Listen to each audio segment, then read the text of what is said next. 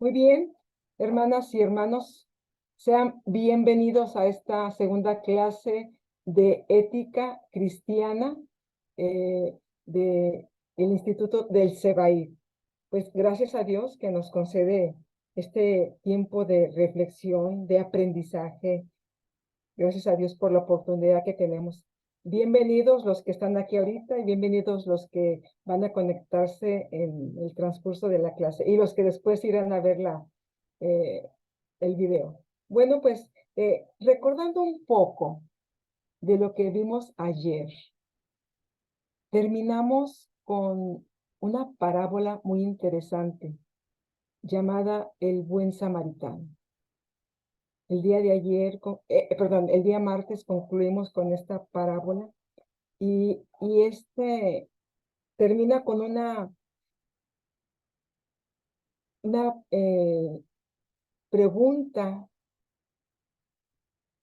que le hace, más bien inicia con una pregunta que le hace el maestro de la ley: ¿quién es mi prójimo? Y aquí Jesús le cuenta toda una historia y Jesús invierte la pregunta inicial, la invierte.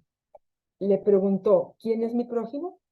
Y cuando todo hacía pensar que el prójimo es el herido que se halla en el borde del camino, Cristo le pregunta: ¿quién de esos tres personajes te parece que fue el prójimo del que cayó en manos de los salteadores? ¿Quién de el sacerdote, el levita o el samaritano? ¿Quién fue el prójimo del que cayó en manos de esos asaltantes? Prójimo fue el samaritano, el que se aproximó al herido, el que lo hizo próximo. Prójimo no es el que yo encuentro en el camino, es aquel en cuyo camino yo me pongo. Es aquel en cuyo camino yo me pongo. La comunidad moral es nuestro propio grupo. Y cuando estamos en estos grupos, muchas veces excluimos a los otros. Cometemos abusos contra ellos, contra ellas, porque no piensan como nosotros, no visten como nosotros, no piensan como nosotros. Entonces, eh, se produce la discriminación, la desigualdad, la xenofobia. Siempre estamos construyendo comunidades morales.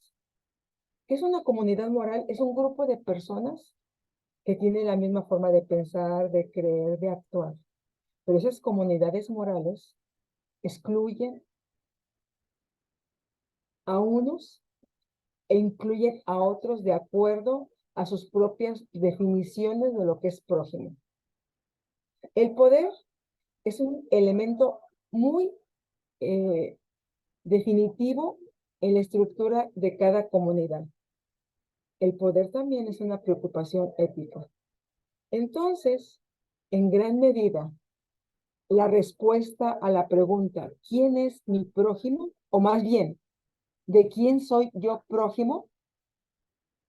Eso es lo que trata la ética. ¿Quién es mi prójimo? ¿O de quién soy prójimo? Es el hilo conductor de la ética bíblica. En las comunidades morales, esa que formamos las personas que pensamos igual, que somos estudiantes de una escuela, que somos miembros de una iglesia, que somos habitantes de una comunidad, esas comunidades morales, siempre estamos excluyendo, señalando. En muchos sentidos, debiéramos formar comunidades donde todos quepan, sociedades donde quepan ellos, donde quepan ellas. Pero en la realidad, nuestras comunidades morales excluyen. Crece la pobreza y la brecha entre los ricos, los pobres. Hay diferencias entre los hombres, las mujeres. los indígenas, las personas que no fueron a la escuela, etcétera. No existe una participación plena de todos y todas en estas comunidades morales. Buscar una sociedad donde todos quepan, donde podamos también ser alternos. La ética es siempre personal y social, o sea, es siempre algo mío, pero también es algo del grupo. Se preocupa por el comportamiento personal, pero por la vida comunitaria. Entonces, una sociedad donde todos quepan es una solución, puede ser la alteridad. La alteridad es ver al otro, a la otra. La palabra alteridad viene del latín, que es la condición de ser otro. Aprender a vivir la alteridad. La alteridad plantea la cuestión de la proximidad. Nos enseña que la ética se manifiesta en la relación con otros, cara a cara. Por ejemplo, el buen samaritano tuvo una relación cara a cara con el herido. La alteridad no es atractiva porque requiere romper esquemas establecidos, cambio de relaciones. Y muchas veces no estamos acostumbrados a romper esos esquemas o a salirnos de nuestros espacios de comodidad. Bueno, entonces podemos, antes de pasar al siguiente capítulo, podemos resumir que las cuestiones éticas atañen a grupos grandes y también a individuos personalmente, a toda una sociedad, a toda una comunidad, un país y también a una sola persona. Afecta la calidad de vida de nuestra convivencia. La ética se involucra en la toma de decisiones, también en el establecimiento de políticas, en las prohibiciones que se dan, en las leyes que se dictan, en los permisos que se programan, etc. La ética es, de alguna manera, una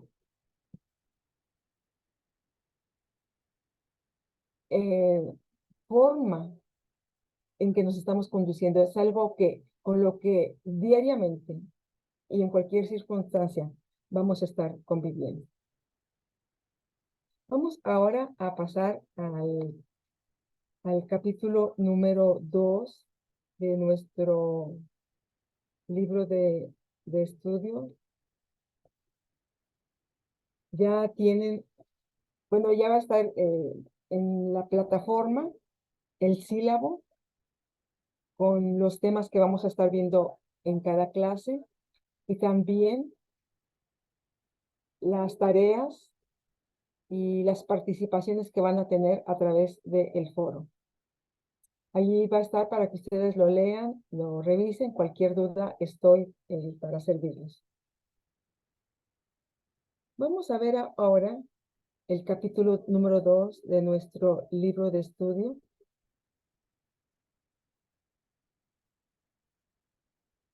Este libro se llama Discernimiento Moral, una introducción a la ética cristiana. Discernimiento moral, una introducción a la ética cristiana. Ya también está incluido dentro de la bibliografía para que ustedes lo puedan revisar. Y el capítulo 2 se llama El carácter social de la formación moral. El carácter social de la formación moral. Recordemos que vivimos en comunidades morales. Son comunidades llamadas así porque tienen reglas y formas de pensar, ideas quiénes sí forman parte de nuestro grupo, quiénes no. Entonces, esa es una comunidad moral. Bueno, el carácter social de la formación moral es lo que vamos a ver. Explicar la influencia de lo social sobre la ética. ¿Cómo influye la sociedad, el grupo de personas sobre la ética? Explicar el sentido bíblico de mundo y carne y su relación con la ética. El tercer punto que vamos a tocar en este capítulo número 2 es definir lo que significa el pecado social y su relación con la vida moral. ¿Qué significa ese pecado social y su relación con la vida moral? Y por último, describir y exponer el proceso de aprendizaje de la moralidad, la formación de la conciencia y el carácter moral. Bueno, pues vamos a ver que la persona y la sociedad son inseparables. La persona y la sociedad son inseparables. Seguramente Isaac, Camila, los que están aquí, Daniel, José, viven en una sociedad, son parte de una sociedad. Entonces, la persona y la sociedad somos inseparables. Las personas constituyen la historia. Seguramente ustedes forman parte de la historia, eh, dónde viven, cuando llegaron a esa colonia, o dónde estudian, desde cuando están estudiando, o dónde trabajan. Forman parte de la historia de esa comunidad, de esa fábrica, de esa empresa, de esa escuela. Las personas constituyen la historia, porque forman parte de ella. Pero la historia se elabora por medio de las personas. Quiere decir que siempre van a ir caminando la persona, el individuo, la sociedad y su historia. Siempre van a ir en esa interacción. El ser humano es producto de la sociedad. Aunque a veces no nos guste, aunque a veces estemos en contra de la sociedad, somos producto de ella. La ropa que traemos, el lenguaje que hablamos, la alimentación, la conducta que tenemos es producto de la sociedad.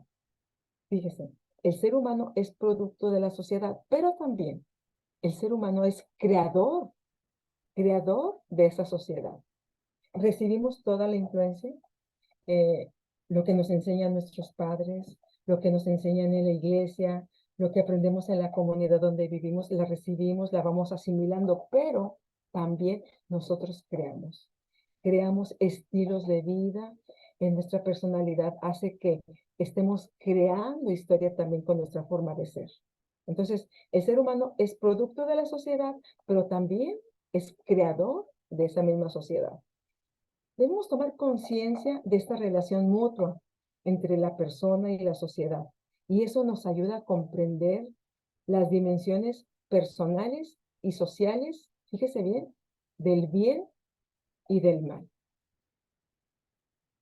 Cuando tenemos conciencia de esa interacción que hay de mi persona con la sociedad, con esa comunidad moral, entonces puedo entender también el significado del bien y del mal, lo que, eh, lo que es el pecado individual, personal, así como el pecado estructural, social, y del carácter social de la formación ética o moral de una persona y de la misma sociedad.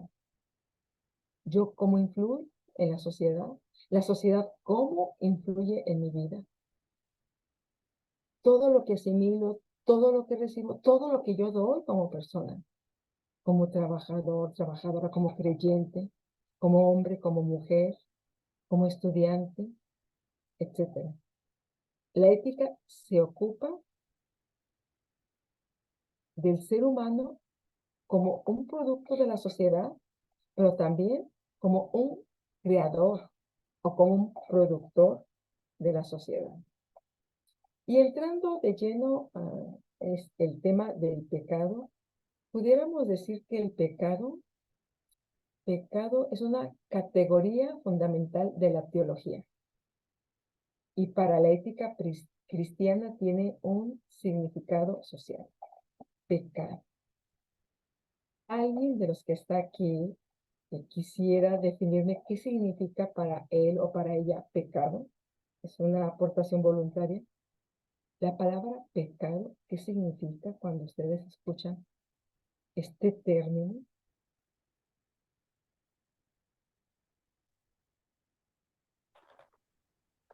¿Sí, Daniel? Sí, hola, buenas tardes. Buenas tardes. Para mí sería hacer lo que va contra la voluntad de Dios. Muy bien, muy correcto. Muchas gracias, Daniel. Resumiste de una manera muy clara el término pecado. Estar en contra de de la voluntad de Dios. Muy bien. Bueno, pues el pecado apunta al mal, a la vida separada de Dios, pero también a la vida separada del prójimo y de la naturaleza. Realmente no existe una sola definición de pecado. Todos tenemos una idea, una aproximación, eh, un pensamiento general. Y muchas veces correcto, porque está basado en lo que hemos aprendido acerca de la palabra de Dios. Pero no podríamos decir que hay una sola definición de lo que es la palabra pecado. En términos generales, es lo que apunta al mal. En el Nuevo Testamento se conoce con la palabra griega hamartia.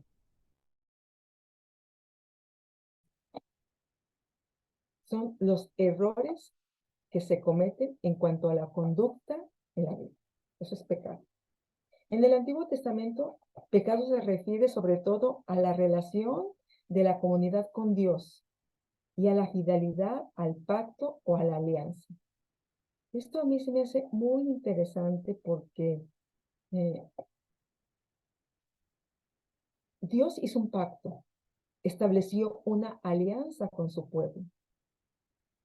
Cuando nosotros hacemos un pacto, eh, un trato, un negocio, por ejemplo, si yo quiero comprar un carro, un coche, tengo que ponerme de acuerdo con una persona que lo está vendiendo, yo que lo estoy comprando, vamos a hacer un pacto, vamos a hacer un acuerdo.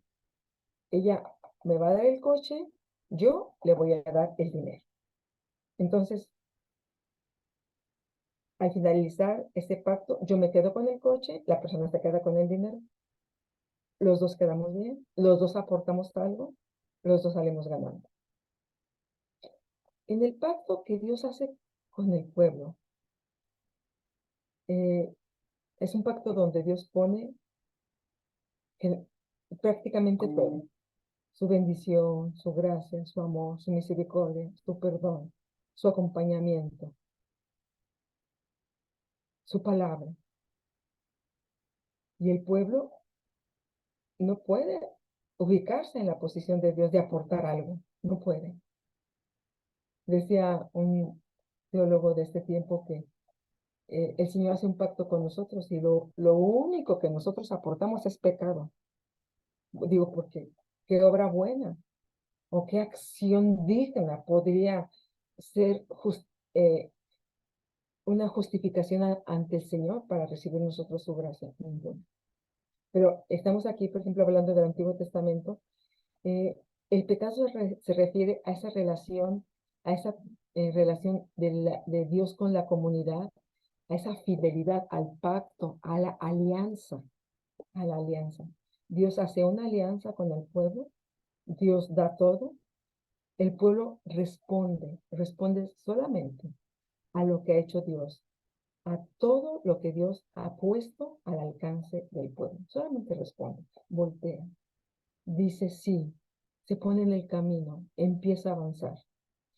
Jesús usa la palabra pocas veces, la palabra pecado, pero Pablo la usa demasiadas. Para Pablo es un término preferido. El pecado casi siempre tiene un sentido relacional. Se aplica en términos de la convivencia con Dios, con los semejantes y la conducta que tales acciones requieren para desenvolverse positiva y responsablemente.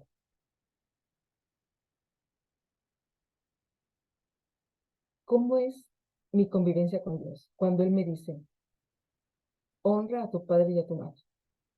Él me da esa indicación, me da esa opción de estilo de vida. La marca es algo bueno, correcto. ¿Cómo respondo yo a ese acuerdo que el Señor tiene conmigo, a esa alianza donde se presenta y me dice, yo soy tu Dios que te saqué de esta esclavitud? Todo lo que tienes que hacer es esto. ¿Cómo respondo yo? A honra a tu padre y a tu madre. Con indiferencia, eh, con respeto, con obediencia. ¿Cómo respondo? Entonces, el pecado tiene un sentido relacional.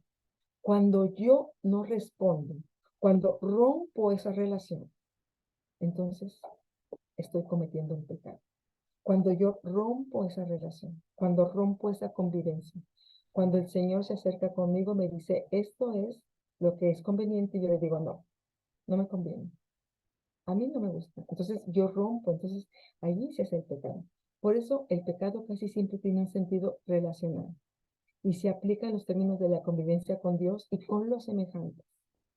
Cuando yo no obedezco a Dios en el aspecto de honra a tu padre y a tu madre, también estoy dañando a mis padres. También les estoy afectando a ellos. No estoy respondiendo de una manera positiva, no estoy siendo responsable. El pecado señala aspectos como ruptura, romper. Cuando se rompe algo en la relación con Dios, con el prójimo, es un pecado. Otro aspecto importante que señala el pecado es la dominación. Uno que está sobre otro. El Señor nos ha formado como una comunidad de iguales, pero nosotros nos hemos encargado de hacer dominación, sometimiento. Entonces, el pecado también señala aspectos como ruptura, dominación, irresponsabilidad. Irresponsabilidad, no responder, ser irresponsable, exclusión. El pecado nos aleja de Dios. En el fondo, pecado es todo lo que nos aleja de Dios, de nosotros mismos, del prójimo y de la naturaleza. Ya vimos cómo las áreas de la ética son mi persona, el prójimo, mi relación con Dios y la naturaleza. Bueno, en el fondo, el pecado, todo lo que nos aleja de Dios, del prójimo, de mí mismo y de la naturaleza, del medio ambiente, todo eso es pecado. El meollo del pecado, la clave, la esencia del pecado, es el mal uso de la libertad. El mal uso que hacemos de la libertad. Nosotros, la libertad, hemos abusado de ella y muchas veces este mal que hay en nosotros nos ha servido para explotar a las personas, para violentar las relaciones. La vida se sostiene en una interrelación biótica, en lo que todo se logra a través de una interdependencia sana, responsable, donde yo conozco mis límites, donde mi esposo, por ejemplo, conoce sus límites, donde nuestros hijos también conocen sus límites, donde yo como suegra conozco los límites en la vida de mi yerno, de mi nuera. La vida se sostiene en esa interrelación equilibrada, completa, donde es cierto, dependemos siempre unos de otros, pero también conocemos los límites. Y el meollo del pecado es el mal uso de la libertad. Cuando rompemos, cuando traspasamos nuestros límites, cuando interferimos en la vida del otro. Eso es un pecado. Hay muchas formas de pecar y se puede pecar en manera personal, toda la nación, ¿ya? Toda una iglesia, se pueden cometer esos tipos de pecados. Recordemos que pecar es errar en el blanco. El pecado es personal y social. El pecado es individual y es colectivo. El pecado personal, mi pecado, siempre tiene implicaciones sociales. Por ejemplo, si yo no cumplo en mis responsabilidades como esposa, madre, creyente, estoy afectando a un grupo social. Mi pecado afecta a mi familia. Si yo no cumplo en mis responsabilidades en el trabajo, llego tarde, no hago lo correcto, no cumplo con lo que se espera de mí, no soy productiva, eficiente. Entonces, es mi pecado, pero ese pecado está afectando a esa comunidad de empleados, las está afectando. Mi improductividad, mi ineficiencia afecta también a ese grupo social. Y también en la comunidad, en la colonia, en la región, en la provincia, mi mal comportamiento afecta a toda la población. El pecado es individual, pero los efectos son sociales. El pecado se exterioriza, se hace colectivo y se incrusta en la organización de la sociedad. Yo, por ejemplo, creyente, no estoy cumpliendo mis responsabilidades adecuadas en la educación con mi familia. No estoy siendo responsable en enseñarles principios bíblicos, evangélicos a mis hijos. Ellos crecen sin ninguna formación y es muy probable que al crecer así de esa forma no vayan a tener ninguna guía espiritual, ninguna guía moral ni ética de comportamiento. Y es muy probable que en vez de beneficiar a la sociedad, vayan a ser un peligro para la sociedad.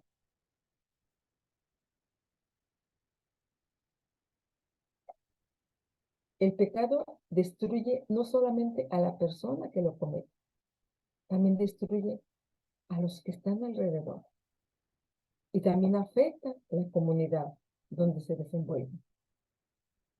Debido a nuestro compromiso con el pobre, por ejemplo, se ha descubierto que una persona privada de sus necesidades básicas y de sus derechos políticos es también una persona privada de su alma, una persona que no tiene autorrespeto, no, no se reconoce como una persona digna o muchas veces pierde la voluntad.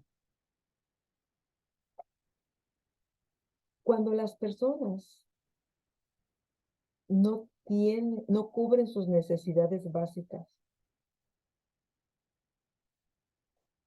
son muy pobres, no pueden tener quizá un techo donde vivir, no estén bien alimentadas, no tengan oportunidades de estudiar, oportunidades de trabajar. Eso es privarla de sus necesidades básicas y también de sus derechos políticos. Entonces, esas personas también están privadas de su alma. No se pueden encontrar, no se sienten personas dignas, no pueden ejercer un derecho a la voluntad que tienen. Cuando nosotros privamos a las personas de esas necesidades básicas, de esos derechos fundamentales, las privamos también de tener esa categoría de persona. Esas personas así son como un pescador que no tiene agua. ¿De qué le sirve a un pescador privado de sus aguas? Como un campesino sin tierra. Esas personas se hacen deprimidas física y espiritualmente. Quedan reducidas a condiciones de dependencia, de deterioro. Se destruye su cuerpo porque generalmente personas que no están bien alimentadas, que no tienen buenos hábitos de salud, se enferman. Se destruye su cuerpo, pero también se puede destruir su alma. Se puede mutilar o violentar su alma. Lo peligroso del pecado social, ese es el que estamos hablando ahorita. El pecado social es el que se da en la sociedad, donde hay normas, donde hay reglas, y muchas veces beneficia a algunos, pero no a todos. Por ejemplo, en México, el artículo 3º constitucional dice que todas las personas deben tener derecho a la educación, pero en la realidad no existe así. No existe así. No todos tienen oportunidades para estudiar. Entonces, esa falta de estudio se convierte en un pecado social. Se convierte en un pecado social. Y vemos personas que si van a la escuela, que si tienen un buen nivel académico, pero personas que no pueden ir. Personas que aún en este tiempo no saben leer o no saben escribir. Y ese es un pecado social, donde todos participamos. Aunque usted diga, es que yo no soy maestro, yo no estoy dictando las políticas, a todos nos afecta esos pecados sociales. Pero mire, aunque haya muchas personas que no sepan leer en la comunidad, en la colonia, eso no lo vemos como pecado. Ah, decimos, no, pues no fue a la escuela, ni modo, que se ponga a trabajar. Lo peligroso del pecado social es que se presenta como normal y como correcto. Se convierte ese pecado social en una manera inconsciente de pensar y de actuar.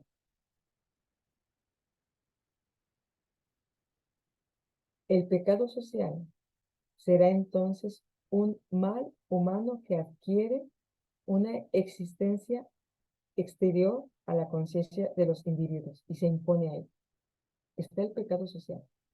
La gente que no fue a la escuela, la gente que no sabe leer, o la gente que también, como no sabe leer, pues no puede tener un buen trabajo y entonces no puede tener una casa, no puede responder a una familia.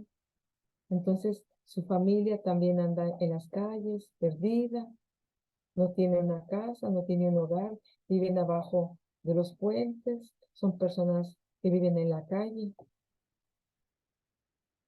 Ese pecado que empieza en una persona, en un individuo, se exterioriza, pasa a una comunidad y ya forma parte de esa comunidad. Y eso se le llama estructuras de pecado. Las estructuras no son cosas, sino modo de organización o de relacionarse en una comunidad, en un grupo social. Las estructuras opresivas generan el pecado social. Las estructuras opresivas, hay muy pocos que tienen mucho dinero, hay mucha gente que tiene poco dinero o no. Esas estructuras opresivas generan el pecado social.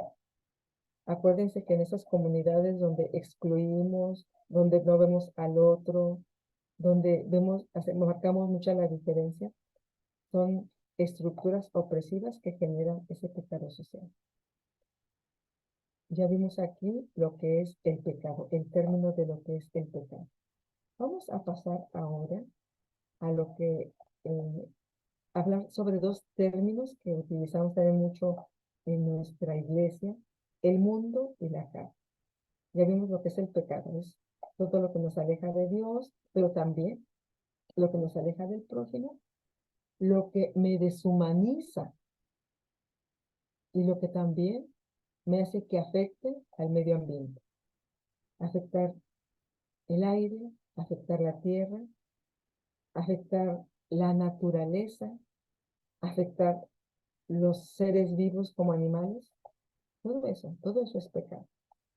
Ya tuvimos una reflexión, un momento acerca de lo que es el pecado. Y vamos a hablar ahora de lo que es el mundo y la carne. En los tiempos bíblicos no existía un concepto como lo tenemos ahora de lo que es la sociedad, de lo que es el pecado social. Recordemos, el pecado social es el que se da en esa comunidad donde estamos viviendo. Donde hay cosas malas, pero las vemos como normales, como correctas. Bueno, en los tiempos bíblicos no existía ese concepto de sociedad o de pecado social. Los escritores bíblicos expresaron esta realidad de pecado social utilizando términos como mundo y carne. Estas palabras resumen estos conceptos sociales de la realidad objetiva. Mundo y carne. Pero hay algo más profundo. Los escritores bíblicos veían cómo el mal entraba de una manera totalizante en su propia sociedad. De tal modo que llegaban a ver una realidad pecaminosa, completamente pecaminosa. El mundo y otros términos como la carne tienen mucha importancia para la ética cristiana. En el Evangelio de Juan, no más bien en las cartas de Juan y las cartas de Pablo, mundo y carne son ideas centrales. Veamos lo que es mundo. En primer lugar, el mundo es el escenario de la acción salvífica de Dios y de la acción humana creadora. Ese es el mundo. El espacio donde estamos, donde estoy yo ahorita, donde está usted ahorita. Es el escenario de la acción salvífica de Dios. En el mundo vive, en el mundo trabaja el ser humano. Y allí, bueno, vamos a poner en este mundo donde estamos ahorita, ahí se realiza también la historia de la salvación. Dios, a través de Jesucristo, da vida al mundo. Dice San Juan 6:33, 51. Y también, aparte de dar vida, lo salva. Juan 3:17. Ha venido al mundo para que el mundo sea salvo. Lo salva.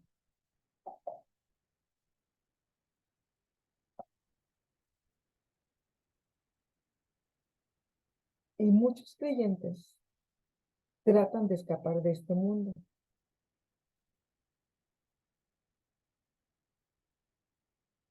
Hay, por ejemplo, algunos grupos que se salen de su grupo social, ascetas, no encontraba el término, ascetas. Se salen de su grupo social, de su familia, y se van, se retiran.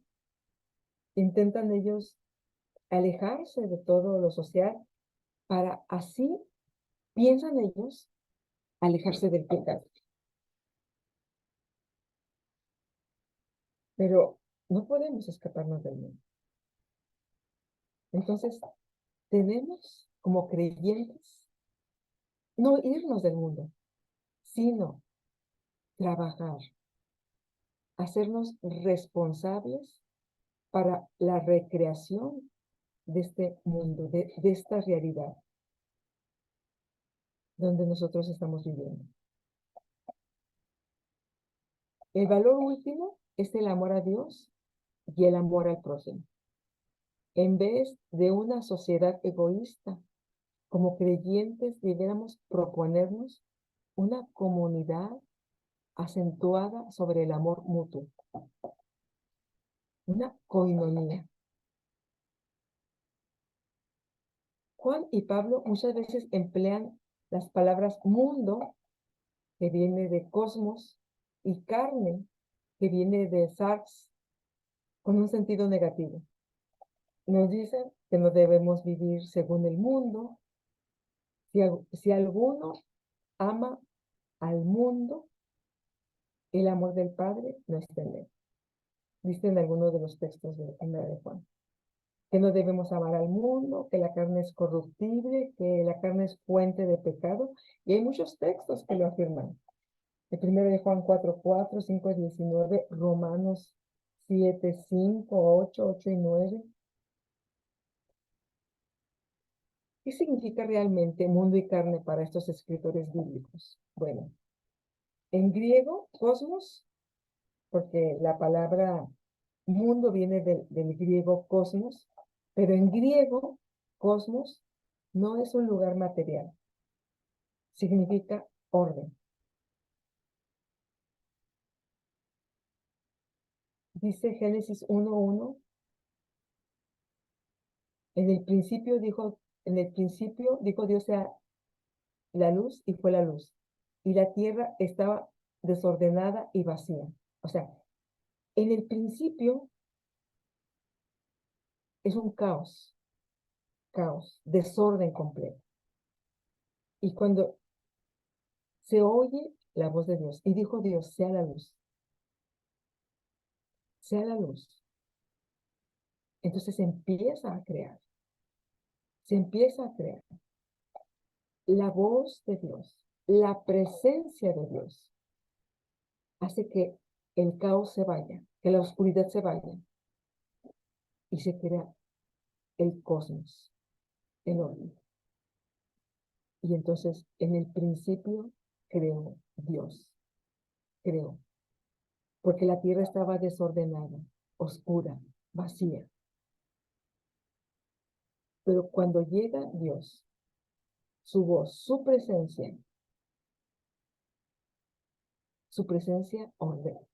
pone orden en el caos. En griego, la palabra cosmos significa orden.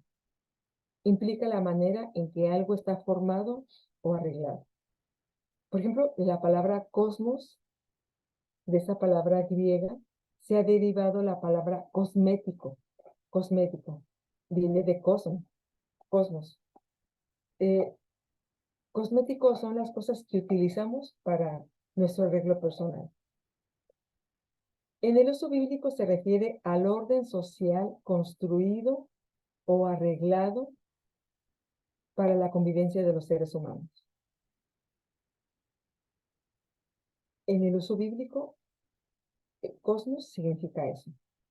En el sentido negativo que le dan Juan y Pablo, indica el mal o el maligno, la injusticia.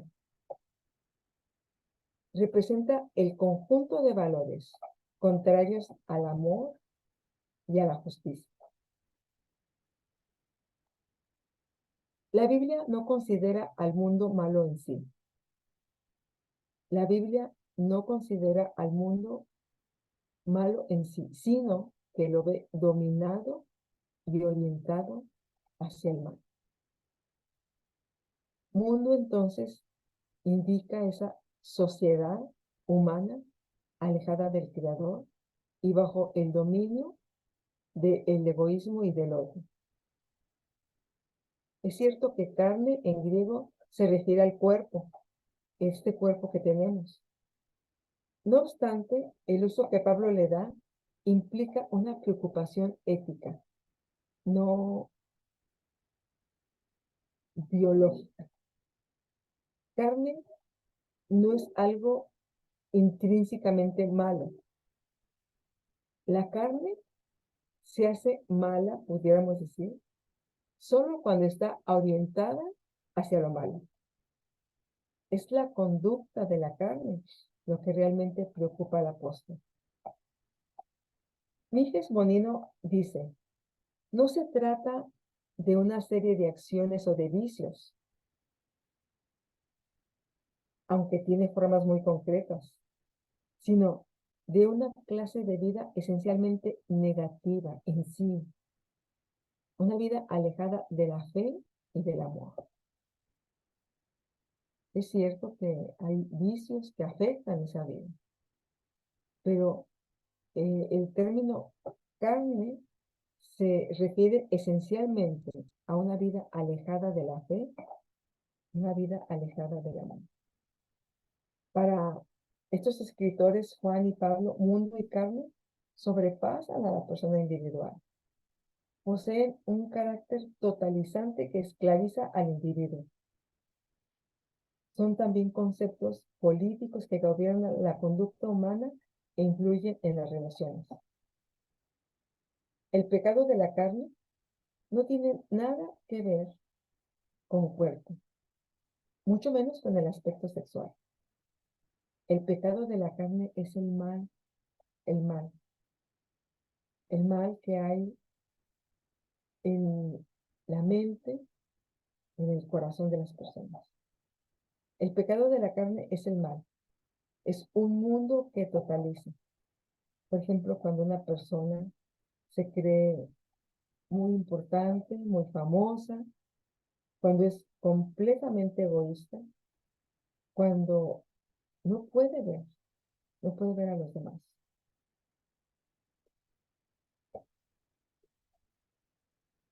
Carne en la Biblia significa entonces también la totalidad. En la carne y en el mundo todo queda iluminado cuando llega el Evangelio. Esa luz del mundo que es la única que nos puede ayudar a darnos cuenta de nuestra realidad oscura, de nuestra realidad desordenada. Entonces, el pecado es un todo cuando se totaliza, cuando uno lo vive, lo hace parte de sí y luego cuando lo exterioriza a los demás. Hoy, cuando hablamos de la sociedad o el pecado, no hablamos en términos del mundo o de la carne que gobierna nuestra vida, sino más bien con el florecimiento de la ciencia. Ahora hay más ramas de la conducta humana que nos pueden ayudar, por ejemplo, la sociología. Hablamos de la sociedad como realidad objetiva sujeta a análisis. O sea, ya no decimos hoy el mundo, la carne, no. Hablamos de esa sociedad que nos, que nos rodea, pero de la que también formamos parte, que es una realidad objetiva sujeta a análisis. No obstante, el lenguaje bíblico nos recuerda que el mal penetra la totalidad de la vida y penetra también en la totalidad de la sociedad. Nos muestra cómo la Biblia insiste en que procuremos una ética social, no nada más una ética basada en nosotros, sino en una ética social donde podamos incluir al grupo donde vivimos. La vida en comunidad, con todas sus limitantes e imprecisiones, es donde se aprende la ética, en la vida en comunidad. ¿Cómo es su vida en comunidad, hermana y hermano? Yo, por ejemplo, vivo en este lugar, tengo un vecino enfrente, bueno, muchos vecinos enfrente, pero directamente uno, otro de un lado y otro del otro. Entonces, esta es una comunidad donde estoy y también tengo un testimonio que ven ellos de mi persona, aunque yo no hable, ellos observan. Bueno, pero también, aparte de esta comunidad social que tengo, también tengo otra comunidad en la iglesia, en la comunidad donde nos reunimos, que ahorita es una iglesia que se llama Monte de Sión, en, en Praderas de San Juan, se llama la colonia, en el municipio de Juárez, Nuevo León. Yo formo parte también de esa comunidad. Y esa es mi comunidad cercana de hermanos y de hermanas, de familias creyentes. Pero también tengo otra de la escuela donde estudiamos, u otra del grupo social, donde nos estemos, si vamos a un club, si formamos parte, si estamos en un trabajo, etcétera. Siempre estamos formando parte de esos grupos sociales. Pero bueno, esa vida en comunidad, con todas sus limitantes o imprecisiones, en esa vida en comunidad es donde aprendemos la ética, donde aprendemos también las normas morales que nos rigen. Aunque la ética puede tener sus raíces en la necesidad biológica de vivir en comunidad, la moralidad eh, no se hereda genéticamente. La moralidad es un proceso de aprendizaje que comienza desde las primeras semanas de la vida. ¿Cómo hablamos? ¿Por qué movemos las manos al hablar? ¿O por qué cerramos los ojos? ¿O por qué eso lo vamos aprendiendo? Es un proceso de aprendizaje que empieza desde desde que tenemos las primeras semanas de vida. Y vamos avanzando.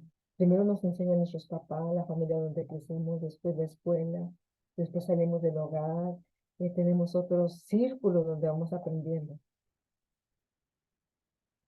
La moralidad social se aprende desde las primeras semanas de la vida.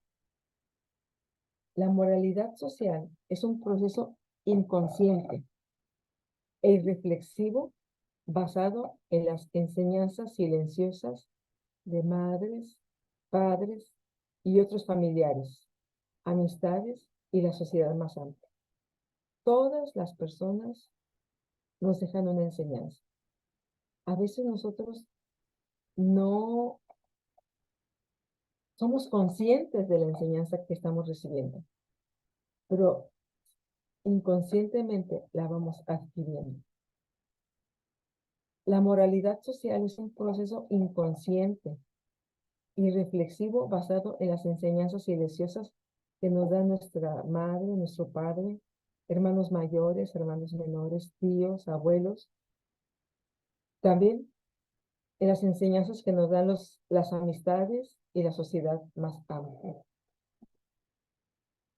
Puede ser también un proceso consciente y debe serlo cuando las familias, las iglesias, las instituciones se preocupan por el desarrollo moral de los individuos.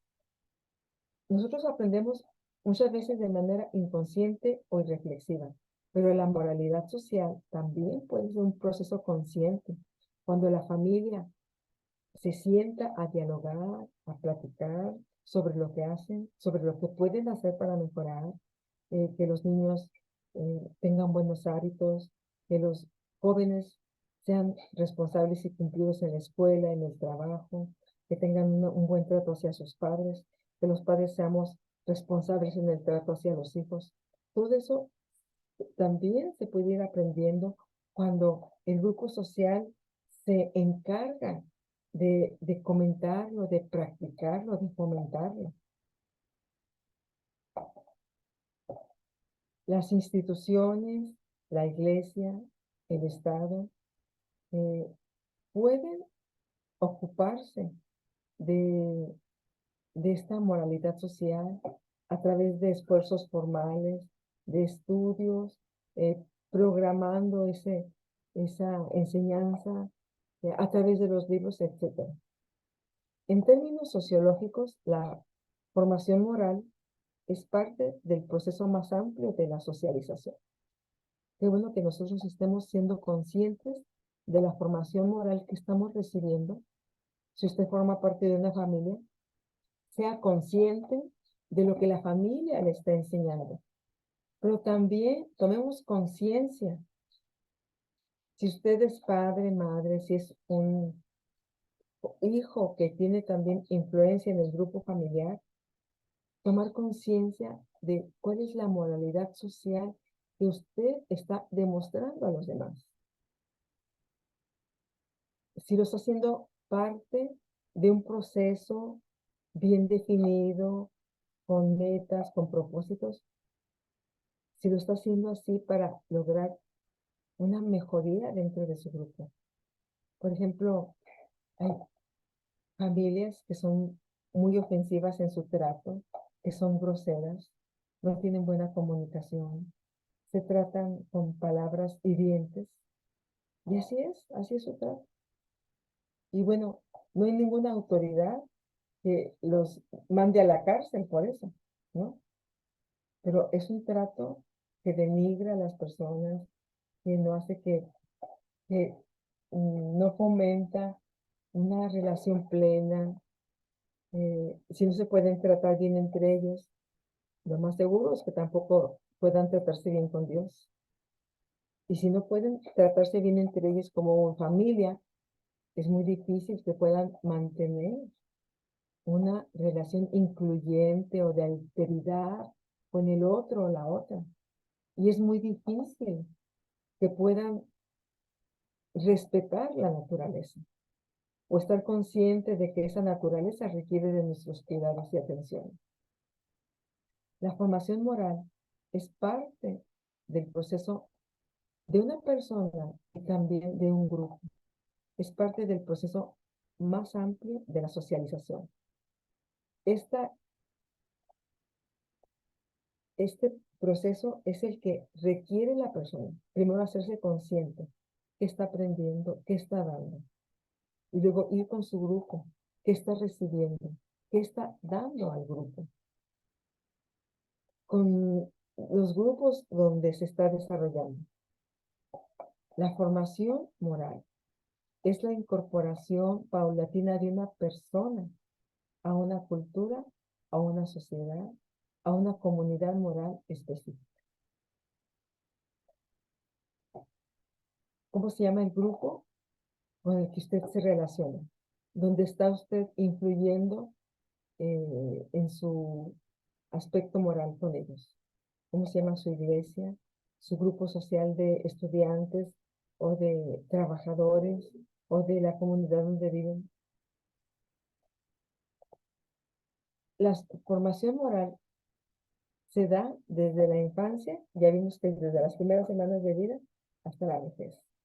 Refleja contextos históricos y motiva los pensamientos y las actitudes. La sociedad socializa a la persona. La sociedad socializa. Por ejemplo, los que forman parte de algún grupo deportivo, que hacen deporte o que les gusta cuidar su salud, la sociedad socializa a la persona. ¿Cómo? Bueno, le enseña hábitos saludables, lo invita a correr, a hacer ejercicios, le dice, mira, estas dietas te van a hacer bien. La sociedad socializa a la persona. Pero también, al mismo tiempo, simultáneamente, la persona socializa a la sociedad. La persona socializa. Eh, eh, Yendo con ese grupo que les gusta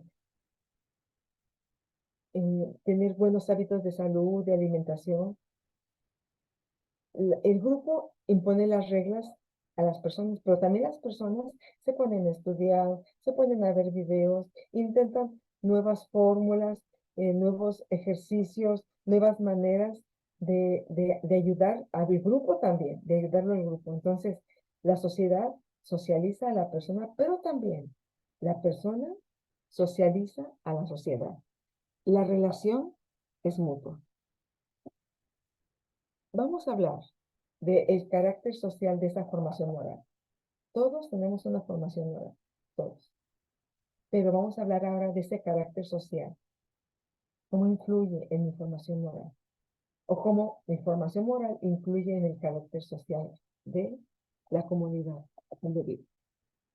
El problema, desde el punto de vista de la ética, es que no toda la moralidad que se aprende es socialmente aceptable, mucho menos cristiana, incluso en sociedades llamadas cristianas. ¿Qué quiere decir esto? No toda la moralidad que se aprende socialmente es aceptable. Por ejemplo, hay grupos que siguen luchando para que el aborto sea legalizado. Y en algunos lugares ya está legalizado, ya es aceptado socialmente.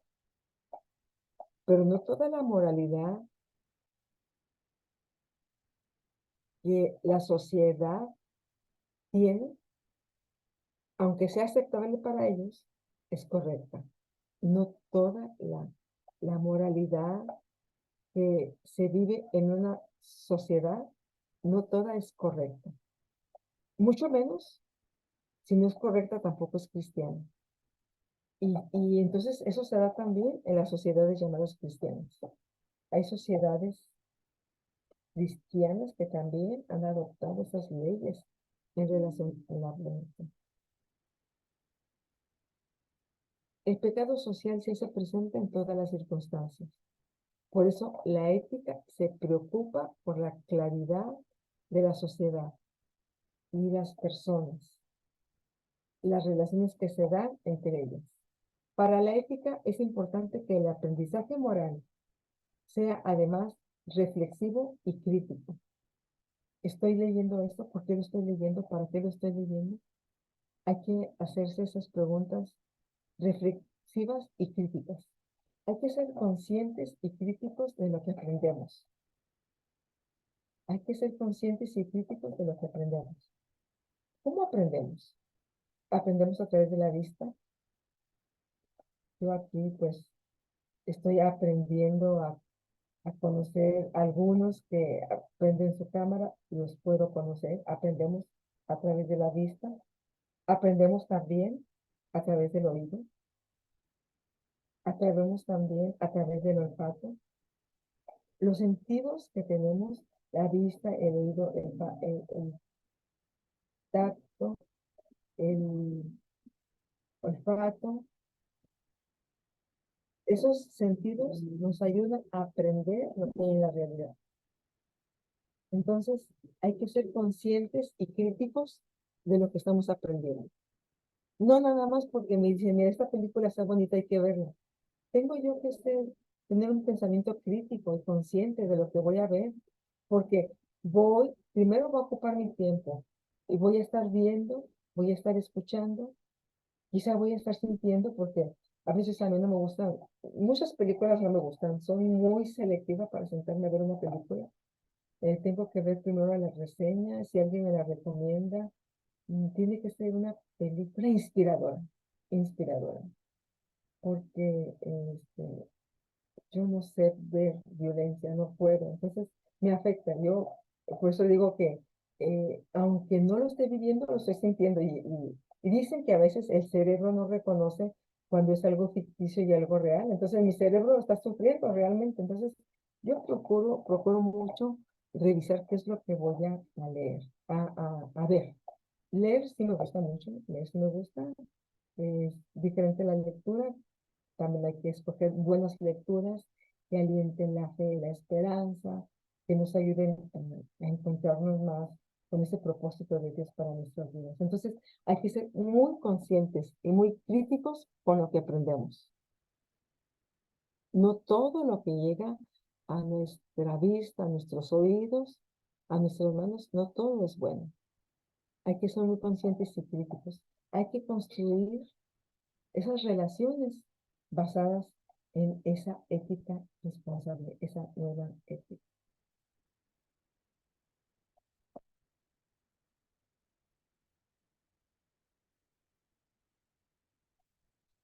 Esta reflexión permanente de las relaciones entre las personas, ese pensamiento crítico, ese asomarse a la realidad, esa reflexión, produce una conciencia moral. La conciencia moral es la voz interna que nos dice si hemos actuado bien o mal. Está ligada al sentimiento del deber y hay una palabra muy importante que se llama discernimiento. La conciencia moral es esa voz interna que nos dice si hemos actuado bien o mal y está ligada al sentimiento del deber y al discernimiento. La conciencia moral está relacionada con el sentido de integridad, y también se apoya en la intuición. Realmente es muy importante esa conciencia moral, esa voz interna que nos dice si hemos actuado bien o mal y que está ligada al sentimiento del deber y al discernimiento.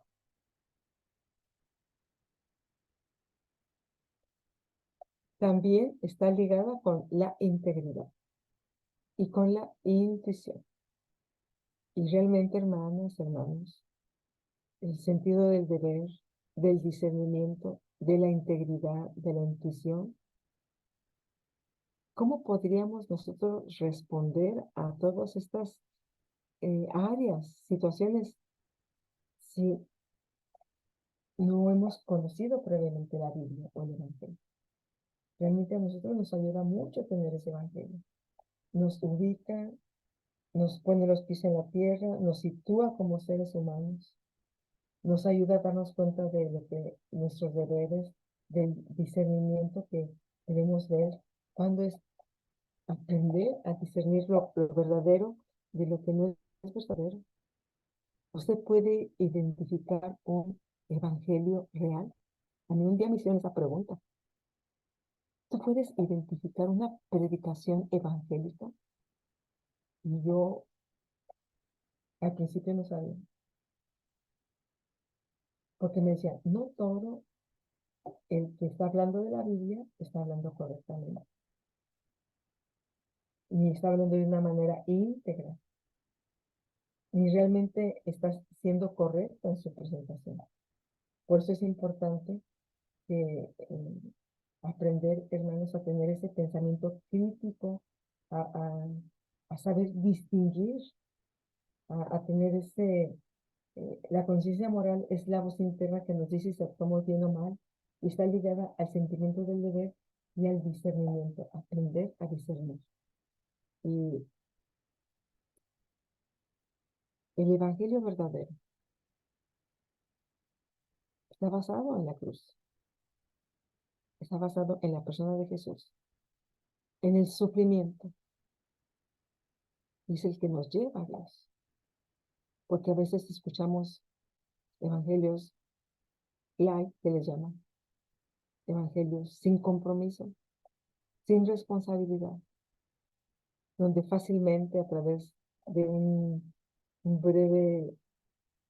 breves palabras, ya pasas a otro nivel, pero implica esa reflexión personal, ese respetarte a ti, respetar a Dios, respetar al prójimo y respetar la naturaleza, la creación que tenemos. Esta conciencia moral es la voz interna que nos dice si actuamos bien o mal y está ligada al deber y al discernimiento, también a nuestra integridad. Es una idea bíblica que aparece en la fe cristiana. Vamos aquí a hacer un descanso. Son las 4:42. Vamos a regresar aquí a las 4:55. 4:55 aquí nos vemos.